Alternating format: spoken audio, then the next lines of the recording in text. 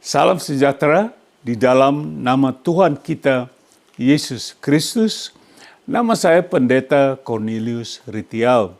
Ya, kami dari Great Commission Gospel Ministry dan kami berlokasi sekarang ini di Los Angeles, California, USA atau Amerika Serikat.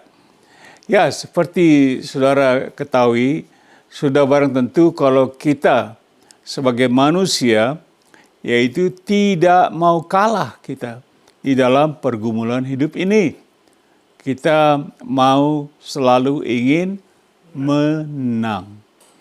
Jadi sering dalam pergumulan hidup kita mau menang, kita tidak mau selalu kalah. Itulah sudah jadi nature kita, sifat kita manusia. Mari kita berdoa.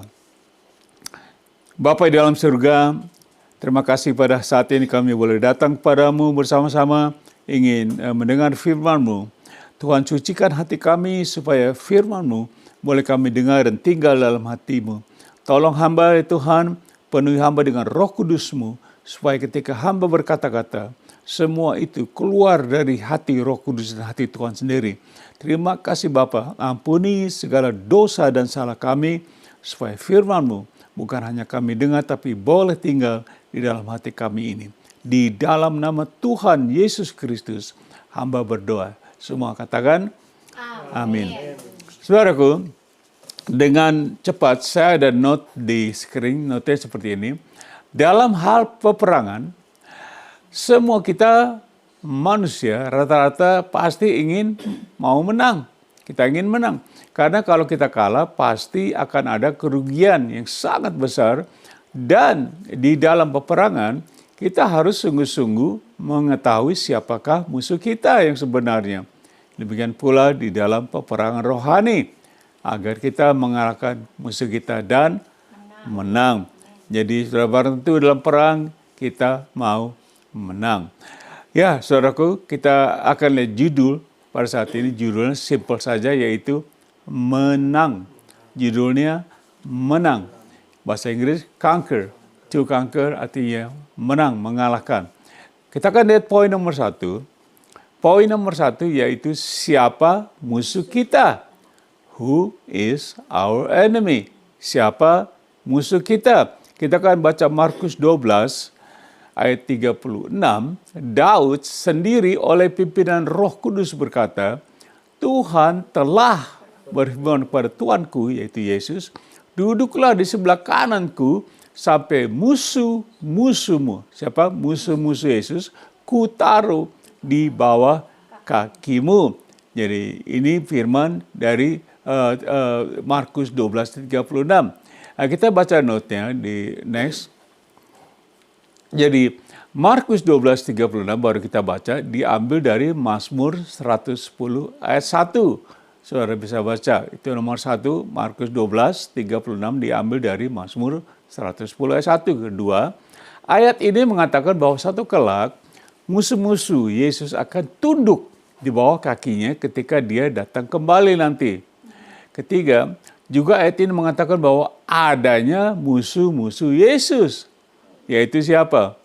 Setan atau iblis dan semua para pengikutnya. Jadi ada musuh ya Tuhan Yesus, yaitu iblis. Kita akan lihat ini ayat Yohanes 10 ayat 10a menjelaskan, Yesus berkata, pencuri yaitu setan datang hanya untuk mencuri dan membunuh dan membinasakan. Ini dari perkataan Tuhan Yesus sendiri. Berarti kita punya musuh ini yang mau mencuri, membunuh, dan membinasakan kita. Saya taruh note seperti ini notenya. Setan atau iblis datang hanya ada satu konsep, yaitu apa? Mencelakakan manusia, baik Kristen maupun bukan. Karena dia ingin menghancurkan atau merusak semua ciptaan Tuhan, khususnya manusia. Dan itulah yang dia telah lakukan terhadap Adam, sehingga Adam jatuh ke dalam dosa, yaitu maut atau kematian. Nah, inilah iblis. Iblis tidak suka dengan ciptaan Tuhan. Dia mau rusakkan, dia mau hancurkan semua ciptaan Tuhan termasuk kita manusia. Coba kita baca Roma 7 ayat 18-20. Di sini dikatakan Paulus memberi contohnya ini, Rasul Paulus, bagaimana dia hidupnya juga rupanya diserang oleh iblis, bahkan masuk di dalam hatinya. Dia katakan, sebab aku tahu bahwa di dalam aku, yaitu di dalam aku sebagai manusia, tidak ada sesuatu yang baik. Sebab kehendak memang ada di dalam aku, tetapi bukan hal yang berbuat yang baik. Di ayat 19 kita baca sama-sama. Sebab bukan apa yang aku kehendaki, yaitu yang baik, yang aku perbuat, melainkan apa yang tidak aku kehendaki, yaitu yang jahat yang aku perbuat. 19 kita baca 20. Jadi jika aku berbuat apa yang tidak aku kehendaki, maka bukan aku lagi yang memperbuatnya, tetapi apa? Dosa yang diam di dalam aku. Itu kuasanya dosa, saudaraku. Berkuasa membuat orang menjadi jahat. Paulus katakan, ini bukan aku sebenarnya. Aku mau lakukan baik, tapi aku berbuat jahat karena ada apa? Dosa mau kita berbuat jahat. Coba saya taruh note seperti ini, note-nya. Pada mulanya Adam diciptakan tanpa dosa. Tetapi setelah dia jatuh ke dalam dosa, lalu dosa itu menjalar kepada semua manusia di dunia ini. Dan manusia menjadi jahat. Nah, dengar. Manusia menjadi jahat karena dosa. Karena pekerjaan iblis. Karena mereka tidak sanggup untuk menyucikan dosa mereka sendiri. Sehingga manusia berbuat sesuatu yang pada basicnya melawan Tuhan. Karena dosa. Coba kita baca Roma 1:25 sebagai contoh. Sebab sekalipun mereka atau manusia mengenal Allah, mereka tidak memuliakan Dia sebagai Allah. Dia kenal, dia tidak memuliakan sebagai Allah atau mengucap syukur kepadanya. Sebaliknya pikiran mereka menjadi sia-sia dan hati mereka yang bodoh menjadi gelap. Karena dosa ini, manusia jadi jahat. 22 kita baca dengan cepat. Mereka berbuat seolah-olah mereka penuh hikmat, tetapi mereka telah menjadi bodoh. Coba 23 seperti ini dikatakan dengan cepat. Mereka menggantikan kemuliaan Allah yang tidak fana dengan gambaran yang mirip dengan manusia yang fana. Burung-burung, binatang-binatang yang berkaki 4 atau binatang-binatang yang menjalar. Inilah manusia. Mereka tidak menyembah Tuhan, memuliakan Tuhan. Mereka sembah-sembah yang aneh-aneh. Binatang lah semua dan sebagainya. Ayat 24 dikatakan, firman Tuhan berkata, karena kelakuan mereka itu, Allah menyerahkan mereka kepada keinginan hati mereka akan kecemaran. Sehingga mereka saling mencemarkan tubuh mereka sendiri. Wow, luar biasa ya. 25. Sebab mereka menggantikan kebenaran Allah dengan apa? Dengan dusta. Dan memuja dan menyembah makhluk dengan melupakan penciptanya, yaitu siapa? Allah yang harus dipuji selama-lamanya. Amin. Ini semua karena dosa. Melalui Adam dan Hawa masuk ke bumi ini. Oke, dan cepat kita masuk poin nomor 2, yaitu perjuangan kita. We wrestle, kita berjuang, kita wrestle, dari kata wrestling ya, wrestle. Coba kita baca Efesus 6 ayat 12 seperti ini. Paulus menulis, karena perjuangan kita bukanlah melawan darah dan daging, tetapi melawan pemerintah-pemerintah, melawan penguasa-penguasa, melawan penghulu-penghulu dunia yang gelap ini, melawan roh-roh jahat di udara. Wow. Ini musuhnya berat ya, saudara. Ini kita dikeroyok ini, penghulu-penghulu luar angkasa ini ada roh-roh jahat berterbangan ya. Mereka ada di mana-mana, saudara. Di mana-mana. Coba notis seperti ini saya taruh. Ini musuh yang tidak bisa dilihat dengan mata jasmani kita. Oleh sebab itu musuh kita ini sangat berbahaya sekali. Karena dia bisa menyerang kita dari segala penjuru tanpa terlihat oleh mata kita. Jadi kelihatannya kita berada di dalam posisi yang sangat lemah dan apa? Sangat mudah untuk dikalahkan. Posisi kita lemah sebagai manusia. Nah, iblis ini punya tentara, punya sebagainya. Jadi dia siap menghancurkan kita. Tuhan Yesus katakan dia datang mencuri, membunuh, dan menghancurkan kita, membinasakan kita. Jadi kita lemah posisi kita. Poin nomor 3 dengan cepat. Poin nomor 3 judulnya, bagaimana kita menang. Jadi kita lihat tadi iblis dengan laskarnya, sekarang bagaimana kita menang. How do we conquer? How do we conquer? Saya ada nanti seperti ini. Seperti telah saya katakan bahwa sebagai manusia, posisi kita sangat lama sekali dan sangat mudah untuk dalam setiap saat dikalahkan oleh musuh-musuh kita, yaitu penghulu-penghulu yang gelap dan roh jahat udara. Jadi kita perlu pertolongan. Kita perlu pertolongan. Bagaimana kita bisa menang? Perlu pertolongan. Coba Mazmur 121 ayat 2 dan 7. Kita lihat seperti ini. Pertolonganku ialah dari Tuhan yang menjadikan langit dan bumi. Dari mana pertolongan kita? Dari Tuhan. Jadi pertolongan kita dari Tuhan, saudara. Bukan orang pintar, bukan dukun-dukun, bukan ahli-ahli nujum, bukan pendeta. Halo, bukan segala manusia, tetapi dari Tuhan. Pertolongan kita datangnya. Ayat 7, karena apa? Dikatakan di sini ayat 7, Tuhan akan menjaga engkau terhadap segala kecelakaan. Ia akan menjaga nyawamu. Maka itu kita perlu pertolongan dari Tuhan. Kalau enggak kalah kita. Coba kita baca Roma 8, 31 bagian B saja. Ayatnya begini. Jika Allah di pihak kita, siapakah yang akan melawan kita? Amin. Tepuk tangan dong buat Tuhan. Jika Allah tadi, Tuhan itu yang kuat, yang bisa jaga nyawa kita, ada di pihak kita, siapa yang melawan kita? Amin. Jadi itu janji firman Tuhan. Kita baca 2 Korintus 10 ayat 4, dikatakan seperti ini.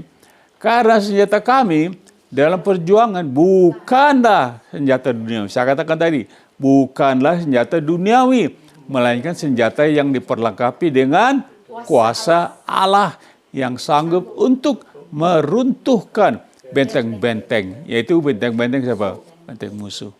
Hanya dengan kuasa Allah kita bisa menang. Amin. Saudara mau ada di pihak Allah, saya juga, saya mau ada di pihak Allah. Roma 8:37 katakan seperti ini. Tetapi dalam semuanya itu kita lebih, katakan lebih, daripada orang yang menang oleh Dia, yaitu Yesus yang telah mengasihi kita. We are more than conqueror. Kita lebih dari pemenang. Ada lagunya lebih dari pemenang gitu ya. Kita lebih, bukan menang tapi lebih dari pemenang. Amin. Coba kita baca note-nya seperti ini dikatakan. Jadi tanpa memihak kepada Allah atau Yesus, kita tidak akan menang. Jelas kita nggak akan menang. Walaupun kita beragama, rajin beribadah, hafal semua ayat-ayat firman Tuhan, semua ayat firman Tuhan kita hafal, rajin berbuat baik, menjadi pendeta sekalipun, kita tidak akan menang kecuali kalau kita ada di pihak Tuhan. Pas Yesus, kita harus memilih. Ya, Tuhan Yesus mengatakan, apa kau menyertai aku, bersama aku, kamu lawan aku. Either you are with me or you are against me. Jadi kita pilih sekarang. Kalau saya mau di pihak Allah supaya saya menang. Ada amin? Amin. Jadi saudara pilih, kita akan pilih. Poin nomor 4, dengan cepat, berbunyi seperti ini. Diberi kuasa. Jadi kita ini supaya menang, kita diberi kuasa. Given power, diberi kuasa. Coba kita baca Matius pasal 10 ayat 1. Ini soal diberi kuasa. Yesus memanggil ke-12 muridnya dan memberi apa? Dan memberi kuasa kepada mereka untuk apa? Mengusir roh jahat. Siapa roh jahat? Musuh kita tadi. Musuh kita di udara berterbangan. Yesus beri kita kuasa untuk lawan semua ini. Dan untuk melenyapkan segala penyakit dan segala kelemahan. Amin. Firman Tuhan katakan di surga tidak ada penyakit. Amin. There is no sickness or disease di surga. Semua yang baik datangnya dari Allah Bapa kita di surga. Bapa segala terang. Jadi kita diberi kuasa oleh Tuhan Yesus untuk melawan musuh ini. Hanya dengan kuasa ini. Amin. Amin. Coba kita baca Lukas 10, 17-19. Next. Ini bunyinya. Kemudian ke-70 murid itu kembali dengan gembira dan berkata, Tuhan, juga apa?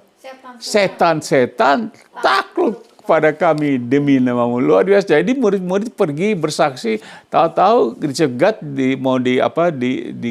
dihancurkan oleh setan. Mereka lawan. Tapi dengan nama Tuhan, setan kalah tidak? Kalah, takluk dikatakan. Setan takluk. Ayat 18 seperti ini.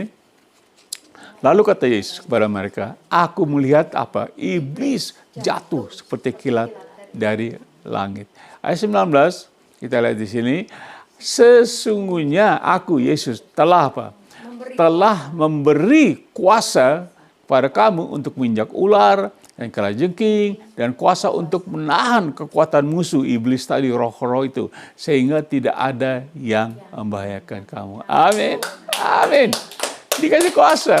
Kita pergi bersaksi, kita pergi kemana-mana, kita tenang saja, ada kuasa menyertai kita. Bukan kuasa saudara, ingat, ini bukan kuasa kita dari kuasa manusia, dukun-dukun, santet, enggak. Kuasa dari Allah. Dan kita tidak dalam keadaan yang dibahayakan. Amin. Kita baca Markus 3 ayat 14-15 dikatakan, Yesus menetapkan 12 orang untuk menyertai dia dan untuk diutusnya memberitakan Injil. Baca ayat 15 sambil diutus apa? Dan diberinya kuasa untuk apa? Setan. Ini musuh yang terbesar. Jadi waktu Tuhan Yesus mengutus muridnya, sebelum pergi diberi kuasa untuk mengusir setan. Siapa setan? Musuh kita tadi yang terbesar. Jadi kita dapat kuasa dari Tuhan Yesus. Karena dia yang kasih, dia yang memberi kuasa. Kalau dia, saya sudah ajarkan minggu lalu, kalau dia beri kuasa, dia punya kuasa atas langit dan bumi, berarti dia Tuhan, dia Allah. Nggak mungkin setan lawan setan. Gitu. Jadi Allah, Tuhan memberi kuasa untuk melawan musuh kita. Coba Markus 16, ayat 17-18 seperti ini. Tanda-tanda ini akan menyertai orang-orang yang percaya. Mereka akan mengusir setan. Demi namaku, Tuhan Yesus berbicara. Mereka akan berbicara dalam bahasa-bahasa yang baru bagi mereka. Ayat 18. Dikatakan baca, mereka akan memegang ular dan sekalipun mereka minum racun maut, mereka tidak akan mendapat celaka. Mereka akan meletakkan tangannya atas orang sakit dan orang itu akan sembuh. Nah, ini kuasa yang diberikan kepada murid-murid dari Tuhan Yesus. Sementara mereka pergi bersaksi atau menginjil. Saudara mau pergi? Amin. Kalau saudara tidak pergi, nggak dikasih kuasanya. Amin. Iya tidak? Kalau saudara diam-diam di rumah, ya begitu aja. Tapi sementara kita pergi menginjil, kita diberi kuasa. Amin. Roh Kudus turun ke atas kamu dan kamu akan menerima kuasa dan kamu akan menjadi saksiku di Yudea, Samaria, di seluruh dunia. Kalau kita bersaksi, kuasa itu diberikan kepada kita. Amin. Amin. Jadi marilah kita pergi keluar melayani Tuhan. Saudara mau bersaksi? Amin. Ya, kami bersaksi. Nama kami kan Great Commission Gospel Ministry. Artinya perintah amanat agung pelayanan kita. Jadi kita keluar bersaksi. Hampir setiap hari kemana kita keluar, kita bersaksi. Mau itu homeless, mau itu pemulung, orang kaya, orang di LA ini manusia dari segala macam dunia ada. Dari segala macam pelosok dunia ada di Los Angeles ini. Ya, amin.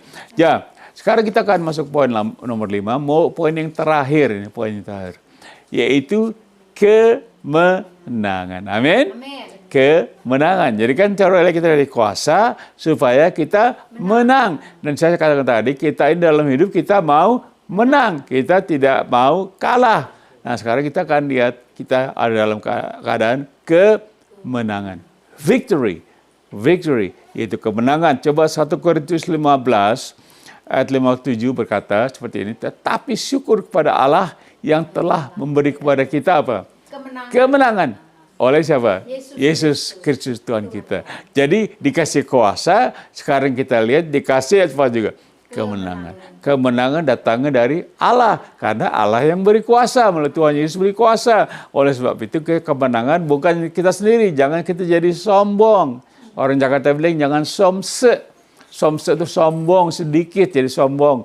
Sombong sedikit, sombong sekali. Kita nggak bisa sombong. Karena kuasa ini dikasih dari Tuhan Yesus. Jadi kemenangan juga dari Tuhan.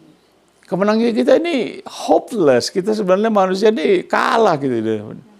Tapi kita dapat kuasa dari Tuhan. Jadi saudara make sure harus menerima Tuhan Yesus dan diam bersama Tuhan dan juga pergi melayani bersama Tuhan Yesus. Ada amin?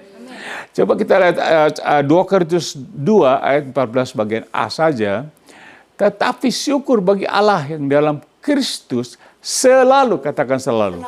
Selalu membawa kami di jalan apa? Kemenangannya. Kemenangannya.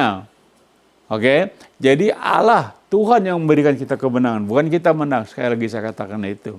Dan ayat terakhir, 1 Yohanes 5 ayat 4, berbunyi sebagai ini. Sebab semua yang lahir dari Allah, yaitu saudara lahir dari Allah, born again, kita menerima Tuhan Yesus, kita menjadi orang Kristen, kita menjadi anak-anak Allah. Saya tidak ajarkan itu, tapi semua yang lahir dari Allah, akhirnya menerima Tuhan Yesus, born again.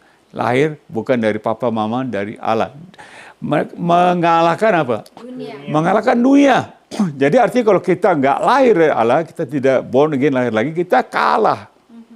Tapi kalau kita lahir lagi dari Allah, kita mengalahkan dunia. Dan inilah kemenangannya mengalahkan dunia, apa?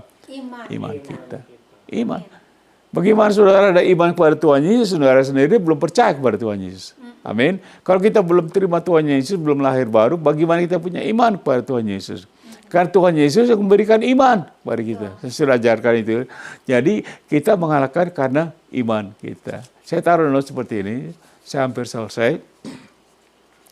Kemenangan kita ada di dalam Yesus Kristus. Dengan jalan meletakkan iman kita di dalam kekuatan kuasanya. Jangan sekali-kali kita hidup mengandalkan kekuatan sendiri. Kita pasti kalah. Karena setan, yaitu musuh kita, lebih kuat dari kita dan dia sangat licik. Do not ever underestimate the power of Satan. He will destroy you. Jangan menganggap sepele kuasa setan. Dia bisa hancurkan kita. Rumah kita semua bisa dihancurkan. Ayub satu hari rumahnya habis. 7 anaknya mati. Dia sampai jadi jatuh miskin. Perkebunannya semua habis terbakar dalam satu hari. Do not underestimate the power of the devil, setan. Saudara mau menang, terima Tuhan Yesus. Amin. Kita berada di pihak Tuhan Yesus. Amin. Jadi aplikasinya bagaimana, saudaraku? Nomor 1, ada 3 saya taruh. 1, jadi perlu kita mengerti bahwa kita sedang berada di dalam peperangan. Setiap hari dan setiap saat. Karena iblis itu nggak akan selesai berhenti. Dia terus setiap hari mau menjatuhkan kita. Dan musuh-musuh kita tidak kelihatan. Oleh sebab itu mereka hanya bisa dikalahkan dengan kekuatan senjata Allah. Tiap hari, tiap detik, saudara keluar rumah, he's there. Saudara dalam rumah, dia juga di situ. So, di mana saudara ada, iblis selalu ingin mencelakakan itu. Dia ingin membunuh kita lah. Gitu. Nomor 2, poin kedua, kita bukan saja hanya bertahan, tetapi kita sanggup untuk mengalahkan mereka jikalau kita berada di pihak Tuhan Allah dan atau Yesus Kristus. Amin. Jadi kita bertahan, tapi kita juga bisa menang dengan kuasa yang diberikan Tuhan Yesus, dan kuasa itu adalah kuasa Allah sendiri. Poin ketiga, aplikasi. Jadi apakah Anda sedang berada di pihak Tuhan Allah dan atau Yesus Kristus di saat ini juga? Ingat kalau musuh kita adalah setan dan dia ada di dalam dunia ini sampai nanti akhirnya dia dibuang ke api neraka. Akhirnya, tapi sekarang sementara ini masih hidup, setan masih berkentayangan. Apalagi kita orang Indonesia, kita percaya segala macam, ada tuyul, ada hantu, ada kuntilanak, ada gondoruo, Tete Momo, orang Ambon, semua segala apa kita. Saya darah Maluku. Kita percaya semua barang-barang ini. Kita percaya, betul?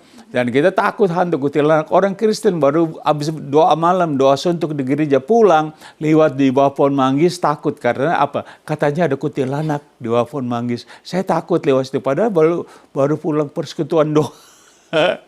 Takut sama siapa? Hantu. Itu kita manusia. Karena kita tahu mereka musuh kita ini punya kuasa. Tapi jangan takut. Kita adalah lebih dari pemenang. Ada amin. Kita tepuk tangan Tuhan, kita lebih menang. Saudaraku, saya akan berdoa.